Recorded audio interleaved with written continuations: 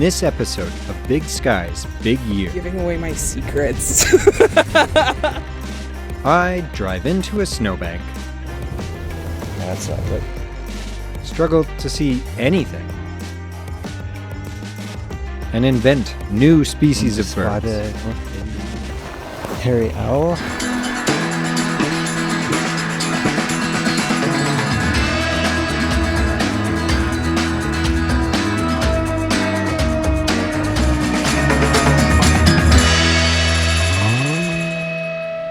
Welcome to Prince Albert National Park, or as I'm thinking of it today, Saskatchewan's winter birding proving grounds.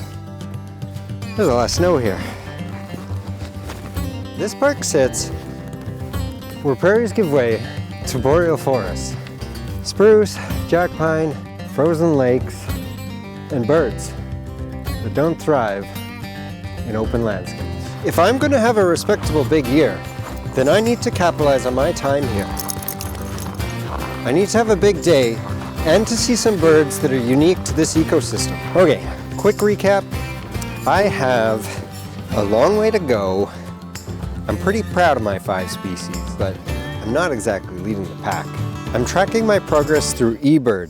This is where species are counted, checklists are logged, then ranked. For nearly a decade, there's been one name that has risen to the top of Saskatchewan's annual species list. Vicky St. Germain. No, over here, right this way.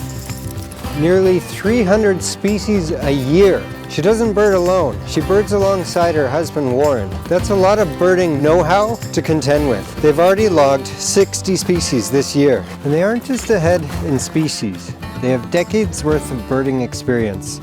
And I have a steep learning curve ahead, which brings up an uncomfortable question. Can an amateur actually keep up?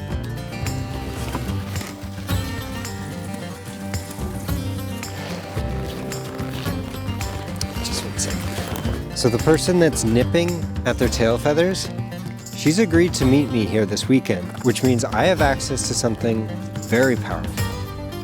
Experience. This is Katelyn Luff, avian ecologist, birding tour guide, and wildlife photographer. She's a birding powerhouse with a great laugh, and she's my best hope at making it to the top of the leaderboard. So where should we head to first? Let's go down the Kingsmere Road. That can be kind of fun, especially early in the day. Nice. Let's do it. So what are we looking for? So I joke that I look for lumps. That can be pretty good. It sounds so vague, but something that doesn't really jive with your eye. It doesn't really match with the rest of the landscape. You want to get kind of high and then looking for movement and then stuff crossing your path down the road. I think we're coming up to a fairly good bog complex. We'll stop once we get there. What are we seeing? So I'm not seeing anything, unfortunately, but I am hearing stuff. Oh, okay. There's white-winged crossbills flying over. They have a chut-chut beep kind of sound. And then that meet, meet, meet, meet, meet, meet sound is a red-breasted nuthatch. It's going off. And then there's a blue jay back in there somewhere who's squawking. And they always kind of have a squeaky wheel kind of sound in a way. They have a lot of different calls and they're actually very good mimics. So squirrel. I'm not sure. I wasn't sure if it was a squirrel or if it was the car doing some sort of some sort of thing. I put in what we heard, which is, I know, a little bit not as exciting as actually seeing stuff close up, but it's kind of what happens sometimes.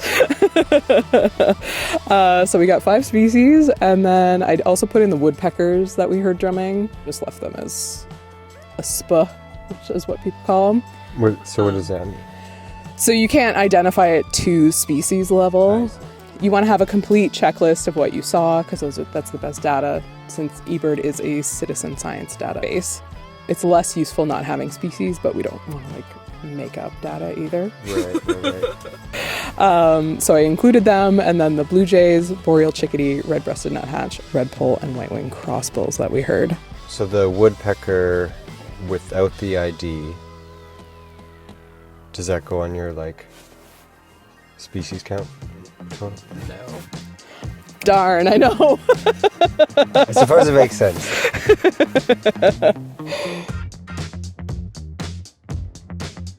Is it worthwhile stopping here? We could stop here and just kind of walk around a little bit and listen.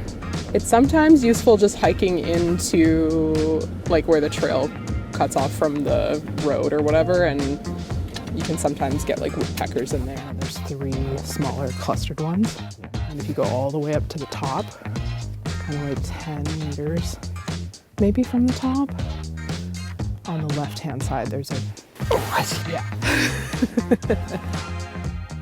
And that is a black-backed woodpecker, and I think it's a male. He's got a little golden crown. The woodpeckers only have 3 toes because the other ones froze off. It sure feels that way. It's showing minus 33, it feels like. Mm-hmm. A little chilly today. A little chilly. So do you pay attention to your species count throughout the years? Yeah, I do. I feel like most years I'm always trying to see as many things as I can. What's your PB so far, your personal best? My personal best, which I set in 2021, was 256 species. Pretty darn respectable. I think the record is just over 300. This year I'm trying to do a big year. Hitting 300 in a year would be crazy, but we'll see. I see good things for both of us. See you at the top of the leaderboard there. One's Birch Bay here that we'll just loop in kind of thing. Ooh. Oh man. That was crazy. Okay, we're not too much in the ditch at all. Off-road. Okay, let's see what situation we're in here. Oh yeah.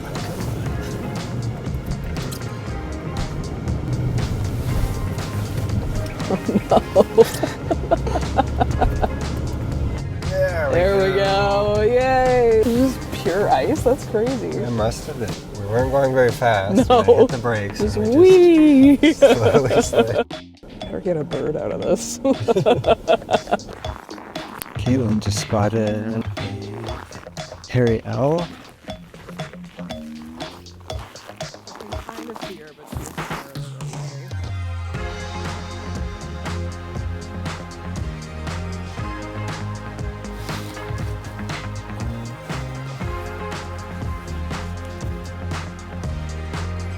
It's like that branch that... Yeah, it's that tree. She's actually further up though. There's like another fork near the top. Oh, yeah. Yeah, I see.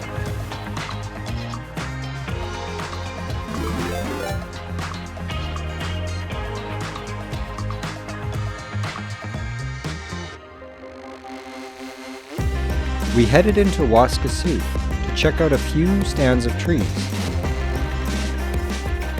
We saw these little extroverts of the winged world, as well as red-breasted nuthatch. Yeah, there's a Boreal Chickadee near the top of that front spruce. Then Katelyn spotted Boreal Chickadees and Crossbills, feasting on a healthy bit of cone crop. I learned that cone crops are essentially trail mix for birds, a vital food source for birds in winter. This varies year to year and is tied to the health of the trees. Next, we hiked the Boundary Bog Trail. Man, this goes so deep. Woodpecker activity. Oh wow. This looks like capilliated. We saw these tiny Arctic embers, little Redpoll. Then, as we neared sunset, we headed down Narrows Road looking for owls.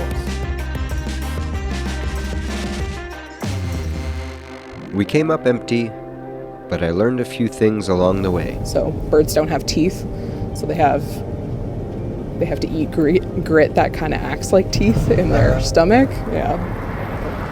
Chickadees, for example, their brains will grow like 30% over the winter. All birds are kind of descendants of dinosaurs, right? Yeah. So it's like kind of fun to be like, I'm looking for dinosaurs today. Yeah, right? So cranes are so cool. It evolved and it found what was working for them, and it hasn't really changed much since that time. So don't quote me on numbers, but I think they're several million years old. The next morning, we headed down scenic route 263 looking for grouse. We didn't see any en route, but when we came to the Anglin Lake area, we lucked out near a cabin with the Oh, feeder. we've got a ruffed grouse up there.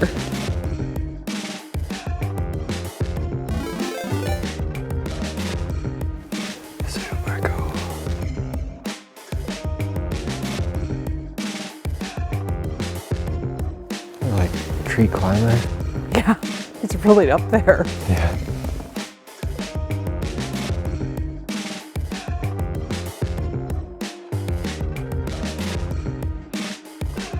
There's a blue jay over there.